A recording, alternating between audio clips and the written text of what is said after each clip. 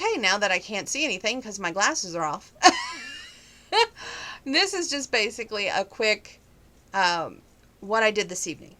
So, oh, and art update, because I did a little bit today on my art. Not much, but hey, every little bit counts. It's not perfect. I'm my hardest critic on myself. What can I say?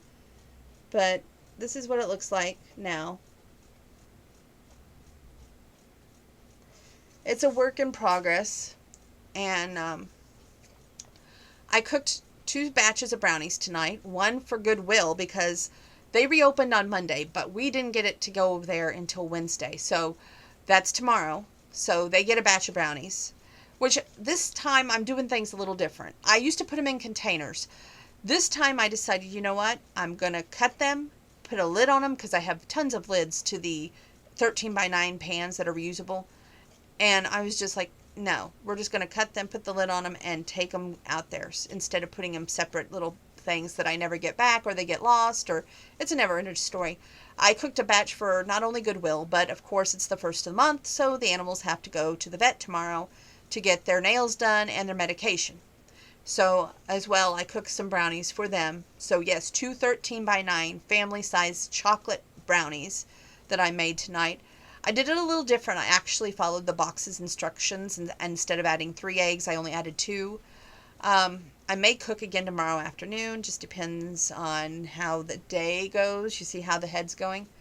Um, it's like well, my mom's doctor's appointment was originally scheduled for tomorrow, but it got moved to Tuesday. So everything kind of got shook up and rambled about, and she took Grandpa today, and he didn't get Meals on Wheels. So, and I worked. So while I worked, like I said, they left. I gave her one mission. Mission was this. I said, I'm going to send you with a little bit of cash from Cousin Penny, from me, and from Grandpa. I want 3 1-pound boxes of candy. So they celebrated Grandpa's birthday a little early up there at Fleschner's, and they got a free scoop of ice cream, which was nice of them. Thank you, Fleschner's. And we love your candy. Our whole entire family has always loved those coconut haystacks. We call them haystacks. I know you guys call them coconut clusters, but they're awesome. And go see them anytime you're in the area. And my mom, she said she loved the present, which was Cousin Penny's got a pound of haystacks. She originally only wanted a 4th pound, but me and Grandpa talked the night before on Monday night, and we were like, you know what? I made him think that the only 2 people getting candy was my mom and Penny. He doesn't know he's got a pound in there in the refrigerator. Still doesn't know. So that's what's going on with that. And they're awesome. And you just need to go see them. They offer lunch meals. They also offer homemade candy, homemade ice cream. Go see them in Tuscola. You won't regret it. Right now you can eat inside. You can also take it with you to go. Your choice. So go up there, see them. You won't regret it. I'm glad I finished this book review with you all. You don't know. I have another book review over here. Plus, I was trying to read that one book. We'll just have to see if I get through that or give up on that. But we'll see how that goes. We'll do a couple of Dear Bombshell questions.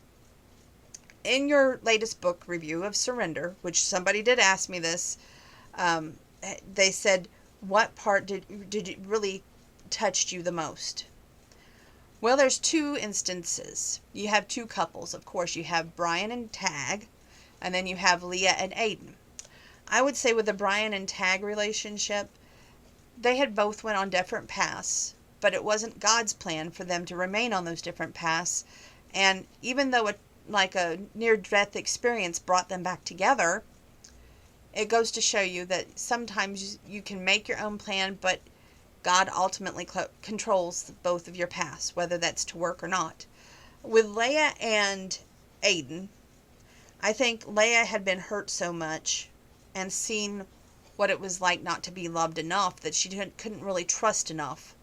And of course it didn't help with Brian telling her that it was simply a bet that got them together. Aiden had to overcome a lot, but there's no easy path when you're in a romantic relationship. It's give and take all the time. Sometimes it's 10% and 90%, at least it feels that way. And then there's some times when it feels 50-50.